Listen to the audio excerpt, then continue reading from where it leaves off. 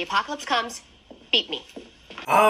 With everything that's going on in the world right now, I don't suppose anybody has Buffy's beeper number, do they?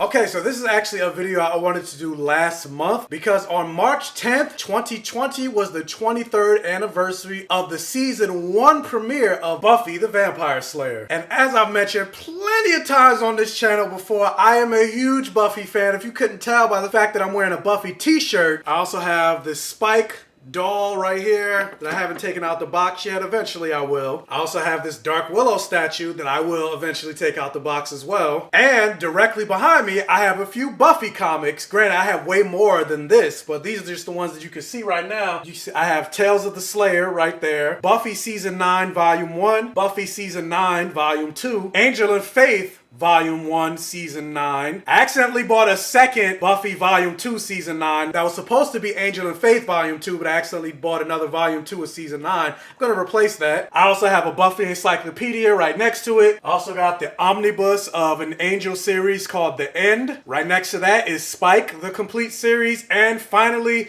is the complete collection of Joss Whedon's Frey, which takes place in the 23rd century and it follows a brand new Slayer in the future, Malika Frey. And it actually connects to the main Buffy comic book series. So suffice to say, I am a huge Buffy the Vampire Slayer fan. So in between catching up on a lot of shows and also playing Final Fantasy VII the remake, as soon as I'm done with that game, I'll do my review for that. I've been going back and watching a lot of episodes of Buffy the Vampire Slayer. And so while going back to watch these episodes, I was like, you know that video that I've been meaning to do? Now's probably a good time as any to get that video out. So finally, here it is, my top 10 favorite episodes of Buffy the Vampire Slayer for those that actually care to watch this video. And if you have not watched Buffy the Vampire Slayer, do yourself a favor and go back and watch it, starting with Season 1. All the episodes of Buffy the Vampire Slayer and its spin-off series, Angel, are currently on Hulu right now. You could basically take your time and get through the entire series. But for the purposes of this review, I will be talking specific spoilers in Buffy the Vampire Slayer. I'm not going to give a full in-depth discussion, but while I'm talking about my top 10 episodes, I am going to be talking about moments from the episode. So if you haven't seen Buffy the Vampire Slayer, like I said, they're on Hulu right now.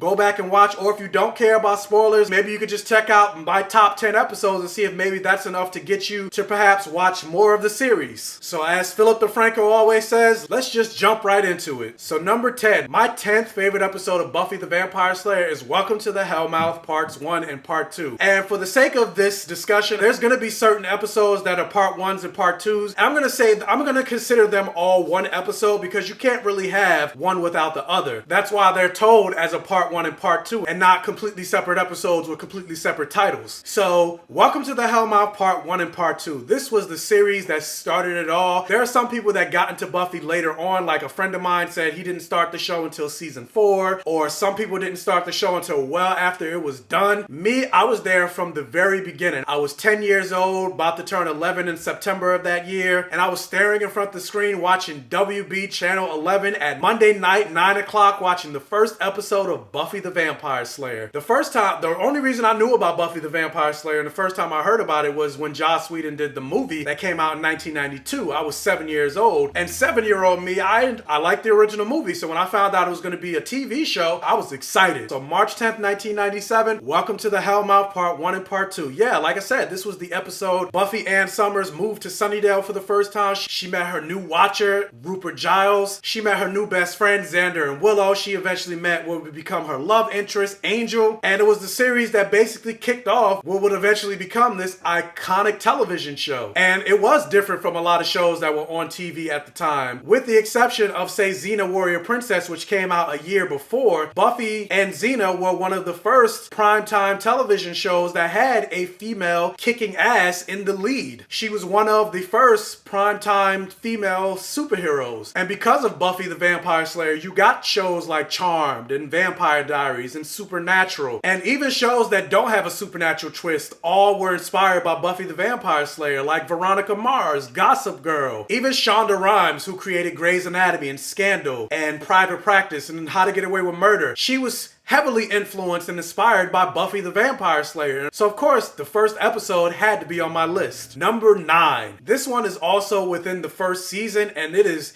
season 1, episode 6, entitled The Pack. Now, the reason The Pack is on this list, I feel like The Pack is a severely underrated episode. And the reason I love it so much is one of the more darker episodes of the series. And not only just that, it shows a different side to Alexander Harris and the actor Nicholas Brendan, who got to explore his acting chops a little bit by essentially playing more or less a bad guy when he was possessed by the spirits of a hyena. And the thing that's interesting about Buffy overall is they used a lot of the high school metaphors that you see and that you know through a lot of high school shows, or if you've been through high school yourself, they were incorporated into the somewhat monster of the week situation. So the moment that Buffy was under the assumption that something was wrong with Xander, I remember she approached Giles like he's being really weird. And so I remember this moment. Giles was like, let me guess, he preys on the weak. He's laughing at a bunch of inappropriate jokes and he's changed. He's not the same person that he was before. Oh my God, Xander has changed into a high school teenager. And it's that type of smart and witty writing, and the fact that they're using these references of once you go to high school, kids changing and wanting to try to impress their friends and not being the same person that you knew, and also certain kids becoming bullies, and how they used that and incorporated and connected that to the monsters within the show and tried to explain the horrors of adolescence and the horrors of high school with the actual horrors of fighting demons, I just thought was brilliant. And also the thing about The Pact is this was the first season of the show. It was episode 6, and this was one of the first moments where a major character died in Principal Flutie. Now granted, Principal Flutie wasn't somebody that was a series regular. He was major enough that you kind of felt for his character when he died. And Principal Flutie was one of the first people to give Buffy a chance after having burnt down the gym in her previous school trying to stop a bunch of vampires. And so him, in addition to Rupert Giles, they saw the good in Buffy, and Buffy felt for Principal Flutie. Buffy liked Principal Flutie, and as a result, the audience liked Principal Flutie. And so to have him die in the way that he did, where the students basically ate him alive, I remember being so shocked by that moment. And the fact that Xander, being possessed by a hyena, essentially tried to rape Buffy. Buffy was a little bit stronger than he was, and so she was able to stop him. But just the fact that this episode was so dark so early on in the run of the show, I feel like The Pack is one of the severely underrated and overlooked episodes, and I personally love it. Number 8. Now this episode always catches me in the feels, and I love this episode because I think throughout the 7-year run of the entire show, I feel like this episode was Sarah Michelle Gellar's best acting performance. And this episode is the season finale of season 1,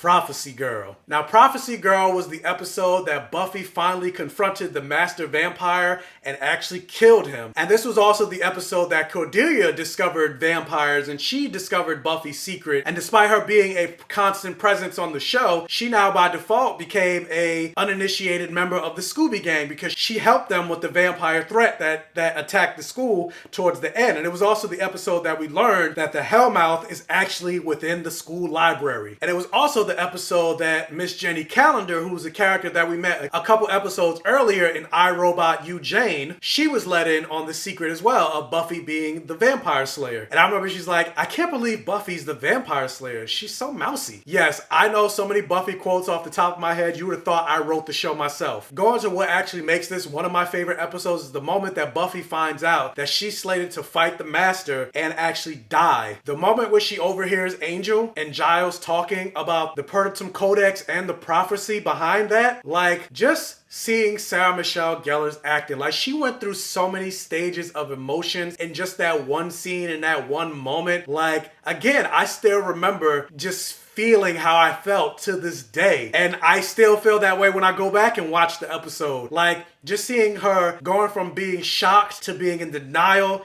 to being angry, to being sad, to being apathetic, all in this one moment, and then making us realize that despite all of the danger and all of the things that Buffy's went through, at the same time, she's a child. She's only 16, and just like she said in the episode, Giles, I'm 16 years old. I don't want to die. And what 16-year-old does want to die? Now, granted, I'm 34. I don't want to die at 34. Those feelings will be way more intensified and amplified as a 16-year-old child, especially if I knew I was going to die and I had to go walk to my death. Are you crazy? And that's why in this exact same moment when Buffy said, I know exactly how we can stop it. I quit. I resign. I'm fired. You can find someone else to stop the master from rising. Oh, that whole scene. Like, I just loved that entire moment. And then, of course, when she finally took out the master, which is what this entire season was leading up to, like, I just love this episode. Number 7. Now, this episode took me the fuck out. And that is season 2, episode 17, Passions. This was the episode that Angel, now Angelus, Buffy's boyfriend who just recently turned evil, wanted to officially send Buffy a message. And not only just Buffy, but the entire Scooby Gang. And it also coincided that Jenny Calendar was outed as a gypsy spy who was sent to Sunnydale to spy not only on Buffy, but to spy on Angel and to make sure his curse essentially remained intact. In feeling bad about what happened with Buffy and Angel, she was trying to seek some recompense and trying to translate and discover the very spell that cursed Angel with his soul in the first place. And Drusilla, being a seer, was able to figure it out, and so that's how these two trains ended up colliding, and Angel going after Jenny Calendar and then also wanting to send Buffy a message anyway by killing one of the people closest to her. And oh my god, when Angel chased Jenny Calendar in that classroom and snapped her neck, like, that was the neck snap heard around the world. Like, I'm pretty sure all Buffy fans did a huge audible exhale at that moment from pure shock. Because before that, yeah, we knew Angel was evil. We knew Angel had lost his soul because him and Buffy had sex. We knew the curse was broken. And once we realized Angel went evil, of course, before that, just like Buffy, we had hope Angel would be returned from Angelus. Angel would eventually come back to us. Maybe somewhere deep inside, Angel would be able to fight his way out of Angelus. We still felt for the character of Angel. We still had compassion because of what we knew he was from seasons 1 and the first half of season 2. But this was the episode that Joss Whedon and his writing room finally said, no,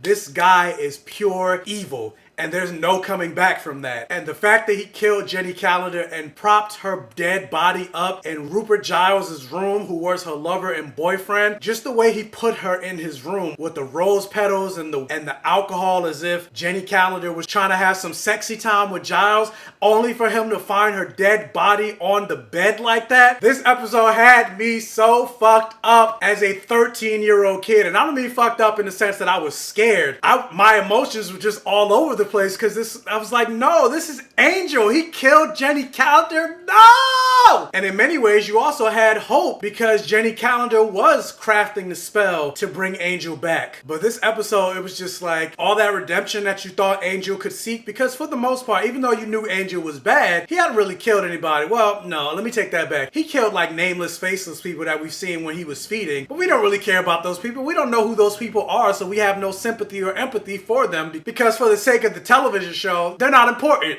But for him to actually kill a character we do care about, a character that we've been following since season 1, a character that we are invested in because of her relationship with Rupert Giles and the relationship that she's had with the rest of the Scoobies as a second mentor, specifically to Willow being her computer teacher, and how she has been there through a lot of episodes and helping them fight the monster of the week. And we've grown to care and love the character of Jenny Calendar. And so for Angel to be the one to take her off the show, it hurt as a viewer. But anyway, just seeing the way this episode ended and that floppy disk fell between the desks, unbeknownst to Willow, Xander, Giles, Buffy, the key to Angel's cure is buried between those two desks. This entire episode, like, oh my god, I loved it. Clearly this is a show that came out in the 90s, because who the hell uses floppy disk anymore? People that were born in like 2000 are probably watching this, probably don't even know what the hell a floppy disk is. Next episode on the list, number 6. This is also a two-parter, and it also takes place in season 2, and it is episodes 21 and 22, the season finale of season 2, Becoming Part 1 and Part 2. Now, I love this episode because it's set so many things in motion for the future of the franchise. This episode was burning on all cylinders from start to finish. And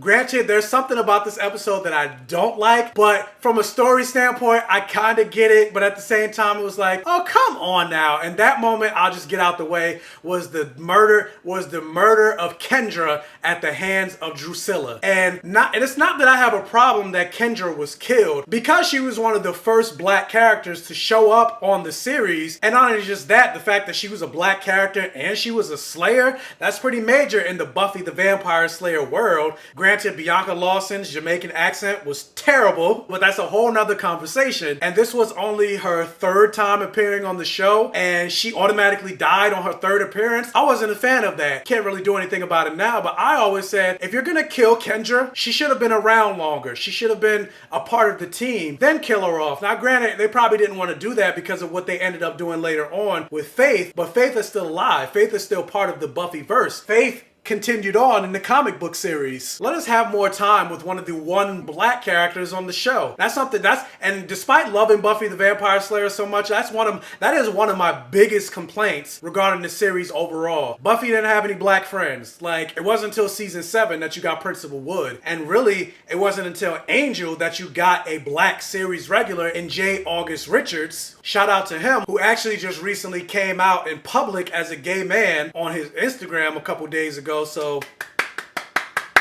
So congratulations to you for your bravery. But yeah, so if I'm gonna say one complaint about that episode, it was that. But overall, I loved this episode, and this episode cemented so many things for the future of the series. For example, this episode was essentially the genesis of Willow becoming the most powerful witch on the planet. It started with her casting the spell to re-ensoul Angel. This episode was a moment that you thought would never happen throughout the entire run of the series. The team up of Angel and Spike, which ends up having ramifications in future seasons, like say season 4, season 5, season 6, season 7. This was more or less the genesis of that. And one of my favorite moments from this episode is the moment where Joyce, Buffy's mother, finds out Buffy is a vampire slayer. Open your eyes, Mom.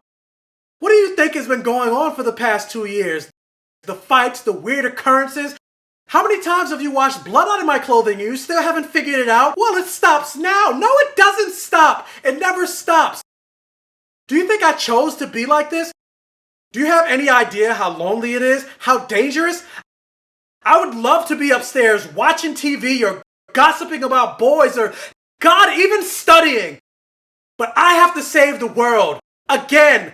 I love that moment! And yes, I actually have that entire scene memorized. That's what I think about the show that I love, like the continuity and so many callbacks to certain episodes that you would never think that they would call back to. Even that moment, I have to save the world again. And when you fast forward to season 5, when Buffy died in episode 100, spoiler alert, the gift, it said on her tombstone, she saved the world a lot. But anyway, that's number 6, Becoming Part 1 and Part 2. Alright, we're starting to wind down. We're halfway there. Number 5. This is also in season 2, and it is episode 14, Innocence. Now, before Innocence, Buffy used to air on Monday nights at 9 p.m. When it came to this big episode of Surprise and Innocence, I remember the advertisements for these 2 episodes, like, do not miss these 2 episodes. These moments would change Buffy's life forever. I remember those advertisements. And Surprise came on Monday night at 9 o'clock, and then it said catch the next episode the very next day on Tuesday at 8 o'clock. And this was the moment that Buffy switched from Monday to Tuesdays, and it started with Innocence. Yes, I remember all of that. I told you I was a super Buffy fan.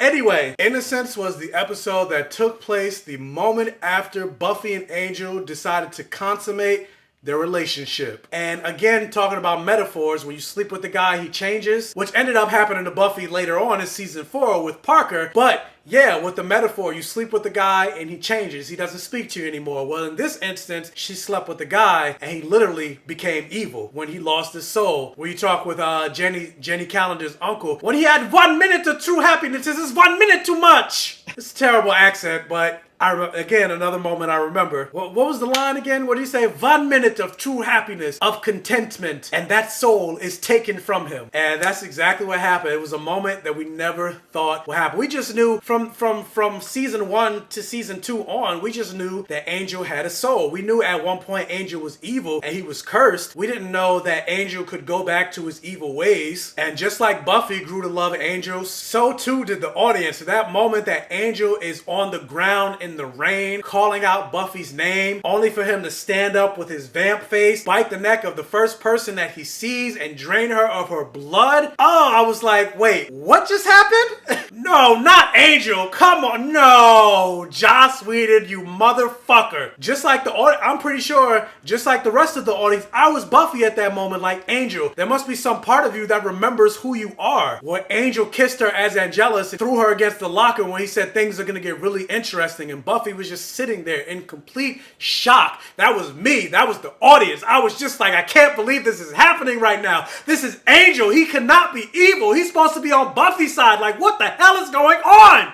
Not only just that, but you had Spike and Drusilla to deal with, and they were putting together the judge, and the fact that they had that, and then Angel returned to his former ways, it was just chaos. And just seeing that Buffy had the opportunity to kill him in that moment, and when she took out her stake, and Angel was just like, you can't do it, you can't kill me, and she kicked him in the nuts. Like, he definitely had some vampire strength in them nuts, because not only did she kick, like the way she kicked him so hard, and the fact that she has Slayer strength, if she kicked me that hard, I'd be dead. Like, there is no, when Angel was on the ground, like crying, like, no, my soul would have went to heaven at that point, because she kicked him hard as hell. Hopefully, that never happens to me, Jesus. But yeah, that episode, Innocence, season 2, episode 14, number 4, and we're finally out of season 2, and actually this is my 4th favorite episode, and it takes place season 4, episode 10, entitled Hush. Now, this goes without saying of why it's one of my favorite episodes. I'm pretty sure this is on a lot of people's top 10 favorite list,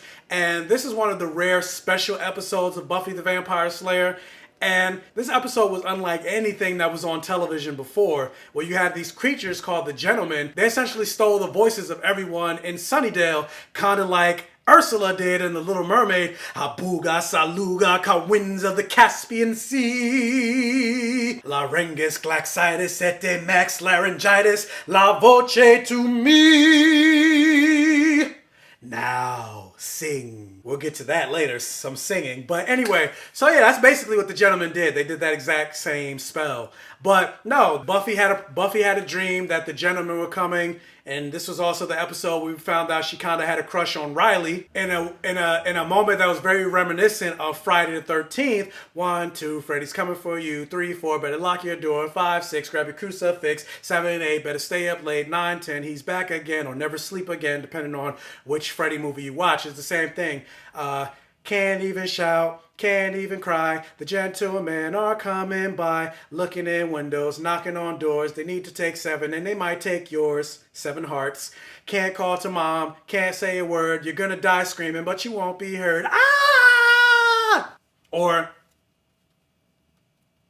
And so yeah, like I was saying, this episode was unlike anything you've ever seen on any television show before, when the fact that these characters essentially had to act and still perform without the use of dialogue. And if anybody out there is an actor, you know it's actually harder to do that than it is, because even the actors on the show mentioned that was one of the hardest episodes that they ever had to do, because more times than not, they fall back on just the dialogue and the words. They had to express every emotion, every intention, every action, and make it very clear to the audience and the other actors without the use of words. And this episode also had one of my favorite moments from the series, where Buffy did this.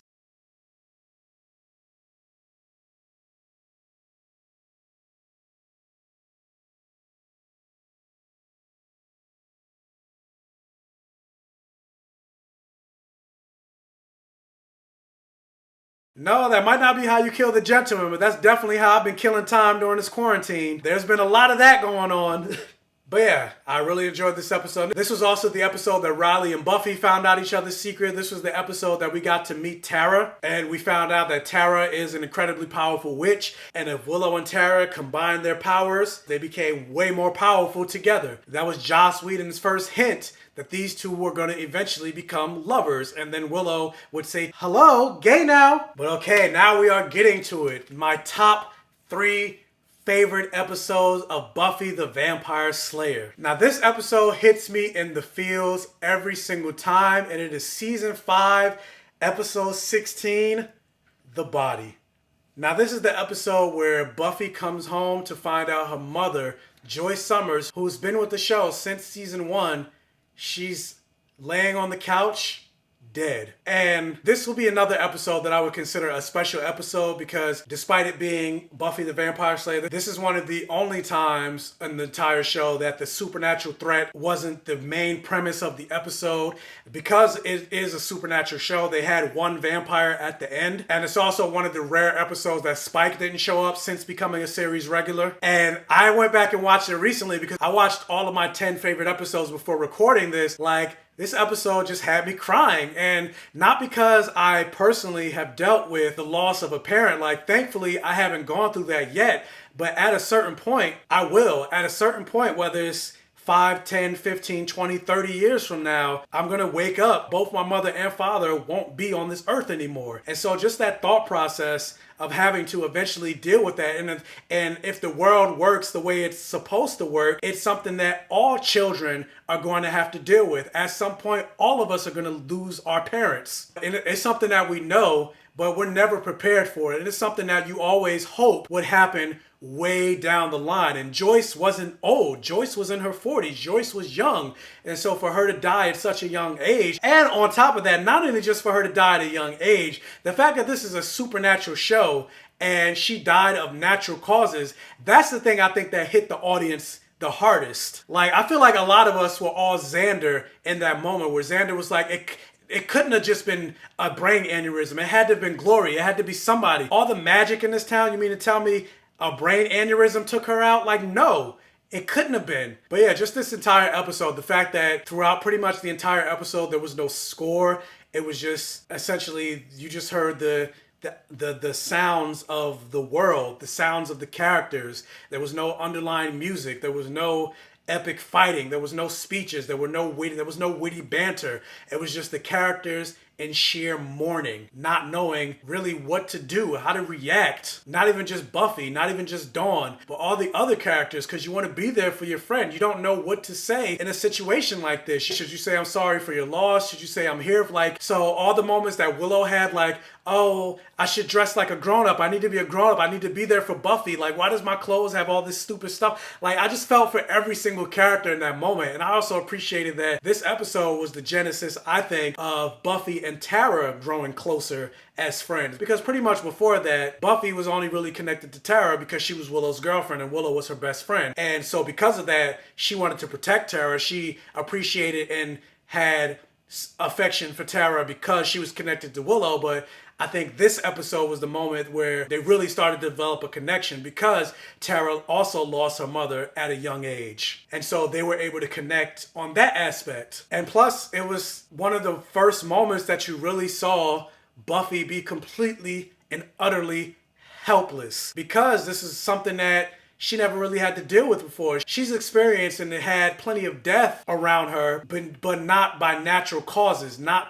from something that she can't do. Yeah, there are people that died around her. She was always able to fight the thing that killed somebody she knew. Buffy always needs something that she can fight, but she couldn't fight this. She couldn't do anything. There was absolutely nothing that she could have done. But yeah, this episode, man, oh man, oh man, oh man. All right, now we're down to the top 2. My second favorite episode of Buffy the Vampire Slayer is in season 6, episode 7, and it is Once More with Feeling, the Buffy musical episode. I love this episode. As a person that comes from a theater background, as a person that loves musicals, this episode surpassed my expectations. It was way more entertaining than I even thought it was going to be. When it was first announced that Buffy was going to do a musical episode, I was just like, what are you doing? This is stupid. How is this going to make sense? Can the characters even really sing like that? This is stupid. But then stupid it was not. This episode was awesome. And it was written and directed by Joss Whedon. Not all the actors are Beyonce, Whitney Houston, but they don't have to be. They did what they needed to do, and it made for an incredibly entertaining episode. And not even just entertaining, but it also got a lot of stuff out. It is true. Singing, you can get out a hell of a lot more emotion through song than you can just by speaking. And just the reveal to her friends of Buffy finding out that she wasn't ripped from a hell dimension like Willow and the others thought. She was actually snatched out of heaven, and that's why she's been so depressed. Give me something to sing about. Where everybody else has something that they're singing about, she has nothing because she's depressed, she's upset, she doesn't want to be on Earth. And so just that moment finally coming, like, I couldn't imagine that coming out in any other way besides this musical. And not only just that, the fact that Giles feels like Buffy's taking advantage of her. The fact that even though he's her watcher, she's treating him as if he's there to take care of all of her problems. Like, she's an adult right now. She's supposed to take care of her own problems. She's Dawn's legal guardian, but instead of her taking the action to be Dawn's legal guardian, she's relying on him to discipline Dawn, when it's like, no, that's up to you to do that. And so for him to get that emotion out with the song standing in the way, like, you're not ready for the world outside, you keep pretending, but you just can't hide, and you just know that I'll be standing by your side. But I wish I could play the father and lead you through this land. Wish I could slay the demons and take you by the hand. Wish I could stay. All of these emotions that these characters were going through, like, I just love this episode and all that stuff coming out and the way it did. Like I said, I cannot imagine it being portrayed in any other way, because even that song that Giles sang, the wonderful thing about musicals is it's getting your thoughts out through song. So even though you're singing to the entire audience, you're not actually singing to another character. So Giles singing that song is his entire thought process of how he feels about this situation that Buffy never really hears. Even though he's singing it in the room to Buffy, he's not singing it to her. He's singing it to the audience, so we know how he feels. And so I don't feel like that could have been conveyed in a non-musical episode. And all the songs are super catchy. I love all the songs, even the throwaway songs like "They've Got the Mustard Out," "They've got the mustard out." Like, I just love just the whole feel of the episode. Like, even to this day, I will go back and listen to it, and I just love it. And I know every single song verbatim. It could be witches, some evil witches, which is ridiculous because witches, they were persecuted. Wicca good and love the earth and women power, and I'll be over here. Hopefully this video doesn't get copyright flagged for me singing the song. But yeah, I love the Buffy musical. So yeah, that's my number 2. And all right, so now the moment that everybody's been waiting for. People are probably wondering, like, wow, if Once More with Feelings, your number 2, what could possibly be your number 1 favorite episode? And I feel like this is going to catch a lot of people off guard and is going to surprise a lot of people of what my number 1 favorite episode of the entire series of Buffy the Vampire Slayer is. And there's an episode that I watched over and over and just this one episode over and over and over and over again, and I just love every single thing about it, is season 6, episode 20, entitled Villains. But the episode before this, episode 19, Seeing Red, at the very end of the episode, Warren shows up in Buffy's backyard with a gun and he shoots at Buffy, but he has terrible aim. Him shooting all over the place, one of the bullets went through the window and shot Tara in the back, and the bullet exploded through her chest and the blood spatter got on Willow. And her very last words were, "Your shirt." And this episode, Villains, was the slow decline of Willow into villainy. And the reason I love this episode so much is because when you think about where Willow started in season 1 of the show to where she ended up at the end of season 6, like even in season 7, like I said, I feel like Willow, Wesley, and Cordelia are the 3 characters that had the biggest change throughout the entire run of the Buffyverse. Now granted, Cordelia and Wesley had the majority of their transformation when they went off to Angel, and since we're not talking about Angel, I'm not going to talk about those 2 characters, but considering how shy Willow was, considering how much she was afraid to even stand up for herself, she was bullied throughout high school. This is something that Dark Willow kind of talked about. She was like, where she said, let me tell you something about Willow. Willow's a loser. Willow was picked on through junior high, high school, up until college with her stupid mousy ways, and now Willow's a junkie. The only thing I had going for me were those moments, just moments where Tara would look at me and I was wonderful, and that would never happen again. And just to see her going through all that grief to the point that she was willing to destroy the world. She was willing to turn Dawn back into the key. She tried to kill Jonathan and Warren, and then not only just that, that's going into the episodes after that, but Villains, just to see the fact that she, at the end, call back to the episode in season 3, Doppelganger, where her vampire vampire self, where she looked at Warren and said, bored now, and used magic to flay him alive. Holy shit. Like, this entire episode, like, just seeing Willow's descent into darkness is why I love this episode so much, because it shocked me even more than something like Angel, because at the end of the day, Angel's still a vampire, so him going evil isn't all that surprising. But Willow, of all people, like, in many ways, jumping forward to the episode beforehand, because a lot of the quotes from episodes after this inform why I love this episode so much, where you got Jonathan, who was just like, I can't believe that was Willow back there. I've known Willow almost as much as you guys, and she's just Willow. And exactly, just Willow essentially killed a man. And just to see how powerful Willow became, again, going back to season 3, which she was barely powerful enough to levitate a pencil, she's working with some serious magic to the point that she's more powerful than almost any witch on the planet. And of course, they've been teasing Willow's descent into darkness throughout the entire season, with her being addicted to magic and then her giving up magic. Joss Whedon and Marty Noxon, who actually was the showrunner of season 6 at the time, using magic as a metaphor for drug abuse. But it's something that we didn't think would happen, because I was completely shocked when Tara ended up being killed. Like, not Tara. I love the character of Tara, and I'm still to this day upset that her character died, but I do understand why she had to die. Her death was the only thing I think that would have gotten Willow to that place. Again, this might shock a lot of people, this being my #1 favorite episode, but I just love this entire episode. But anyway, that's it for my top 10 favorite episodes of Buffy the Vampire Slayer. So for all of you out there that are fans of Buffy the Vampire Slayer, do you agree with my list? Do you disagree with my list? What are your top 10 favorite episodes of Buffy the Vampire Slayer? Also, when did you first get into Buffy the Vampire Slayer? Were you there in the beginning, March 10th, 1997? Did you get into it until later season? Did you not get into Buffy until it was actually off the air? How did you find out about Buffy the Vampire Slayer? Let me know down in the comment section below. Also, if you can hit that thumbs up button and like this video, to really help out the channel. If this is your first time watching one of my videos, please check out the other videos on my channel. And if you like what you see, please subscribe for more and hit that bell notification button so you're alerted every single time I post a new video. And tell your friends, families, and neighbors about my channel to help me continue to grow. And as always, I'll catch you guys next time. One down.